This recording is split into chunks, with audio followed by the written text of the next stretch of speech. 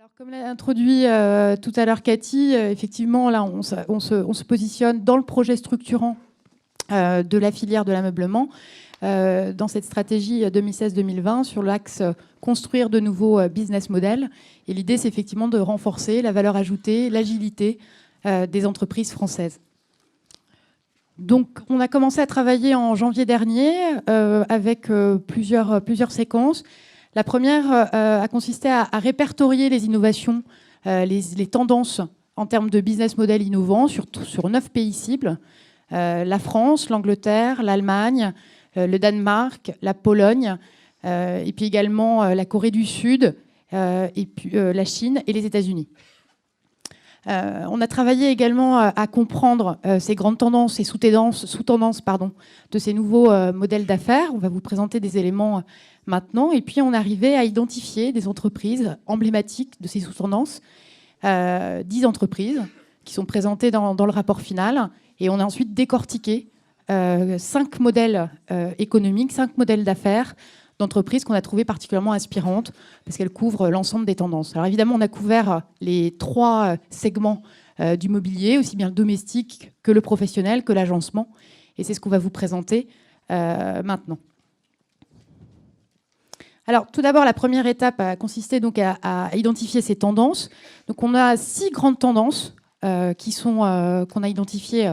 Donc le custom made, l'expérience nouvelle émotion, la tendance verte, bien sûr, une intégration verticale, nouvelles technologies de fabrication, des collaborations.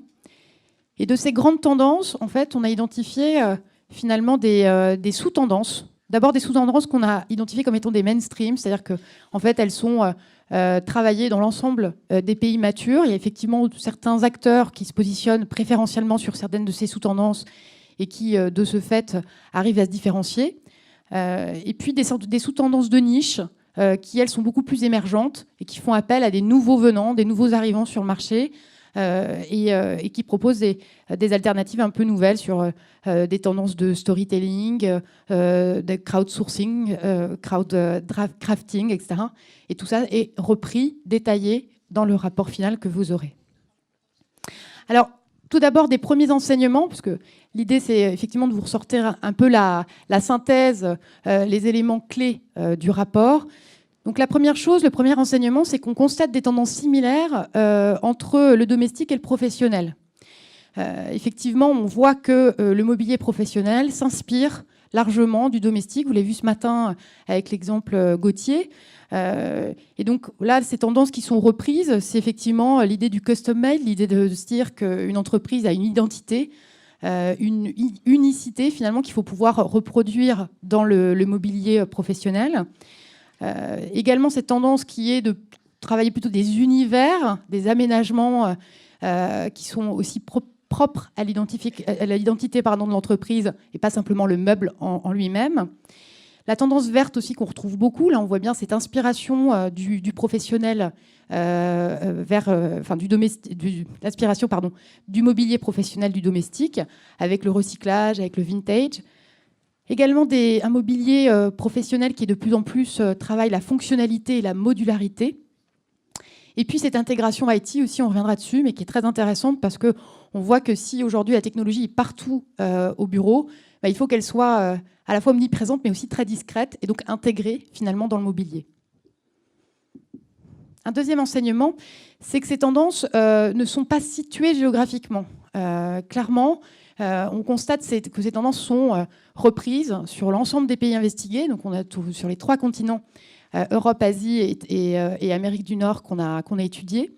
Même s'il y a des spécificités quand même locales, des spécificités par pays qu'on a fait ressortir dans le rapport et qui sont intéressantes, notamment en Corée du Sud par exemple. On travaille beaucoup à la location, voilà, c'est une façon de faire.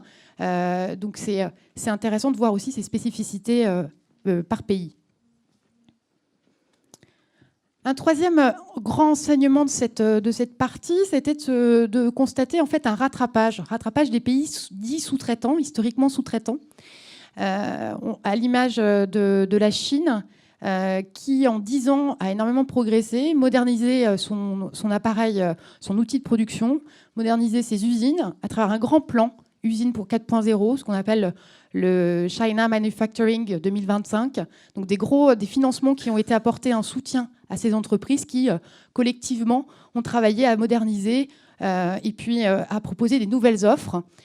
Donc ils font appel beaucoup à des designers occidentaux. Et puis on a coloré le pays de vert pour bien montrer aussi que cette tendance du vert, cette tendance du recyclage, de la réutilisation est reprise en Chine très largement. Donc des concurrents qui sont de plus en plus importants.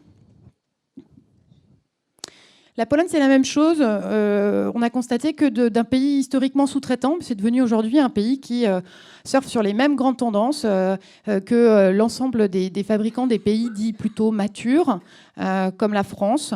On a constaté aussi que la particularité polonaise, c'est que les fabricants de meubles travaillent de plus en plus en cluster, encore une fois en collaboratif pour quelque part avoir une masse critique suffisante et développer des nouveaux produits, développer l'innovation. Ils ont mis en place aussi de plus en plus de collaboration avec des designers, avec des bureaux d'études pour comprendre les nouvelles tendances, comprendre les attentes des consommateurs et pouvoir y répondre via les projets collaboratifs qu'ils ont mis en place. Alors, avec l'équipe de l'UNIFA, on s'est dit, bon, on va faire un zoom sur 3 tendances fortes. Il y en a beaucoup, vous les avez vues, elles sont encore une fois toutes détaillées dans le rapport final de l'étude. Mais là, on voulait insister sur 3 tendances qui nous paraissent intéressantes. L'intégration IT dont j'ai parlé tout à l'heure. Également, le côté émotion dont j'ai parlé. Et puis, le 3e tendance, c'est le collaboratif intersectoriel. C'est intéressant aussi de voir qu'on peut travailler et bénéficier aussi d'une vraie valeur ajoutée complémentaire en travaillant avec des acteurs qui sont complètement en dehors de l'univers du meuble. Alors l'intégration IT, je ne vais pas revenir sur la définition, je pense qu'on le voit bien avec le visuel, voilà, c'est l'intégration de toutes ces nouvelles technologies dans le monde du bureau, principalement. Comment faire en sorte que ce soit fonctionnel, discret, pratique. Et là, on a un exemple qui est intéressant, c'est celui d'une collaboration entre Steelcase et Microsoft. Voilà. Donc là aussi, c'est aussi une collaboration intersectorielle qui est intéressante aussi à souligner. Donc Steelcase a travaillé avec Microsoft sur la mise en place d'espaces professionnels créatifs. Depuis 2017, ils ont lancé cette offre commune et elle se caractérise par la mise en place d'une offre avec 5 espaces professionnels.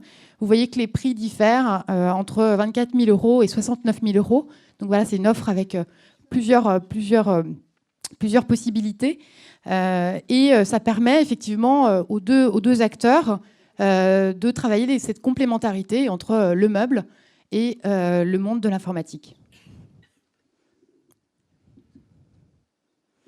Une autre tendance qui est intéressante, c'est ce qu'on appelait expérience nouvelle, émotion. Alors derrière ce qu'on met, derrière cette notion d'expérience nouvelle et d'émotion, c'est par exemple l'expérience magasin. Je reviendrai dessus avec un exemple après.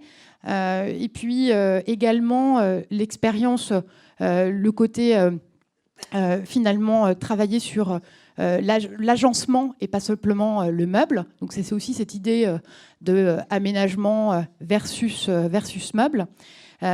Et puis aussi, plus globalement, d'intégrer le consommateur dans l'expérience finale. Alors là, on a un exemple qui est intéressant, c'est un exemple britannique, un exemple anglais. Donc c'est un atelier, Unto This Last, qui a été fondé il y a déjà, il me semble, une dizaine d'années, par deux Londoniens qui sont designers et fabricants de meubles. Et l'idée, c'est que là, ils travaillent vraiment l'expérience magasin. L'objectif, c'est de transformer finalement le magasin comme non plus un lieu d'achat, mais un lieu de destination, un lieu où on va pour voir quelque chose.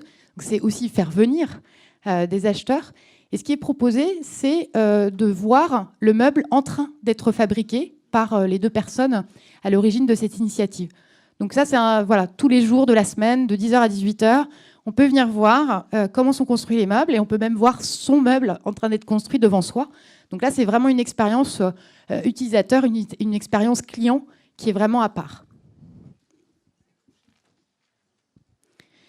Alors, la collaboration intersectorielle, on l'a vu avec l'exemple tout à l'heure de Microsoft et de Skillcase. Donc, c'est effectivement se dire, OK, comment on peut collaborer avec d'autres univers, d'autres mondes. Ça peut être la santé, c'était l'informatique tout à l'heure. Et puis, ça peut être aussi des choses tout à fait différentes et pas forcément attendues, à savoir l'économie et le secteur de l'économie sociale et solidaire. Donc là, on a un exemple.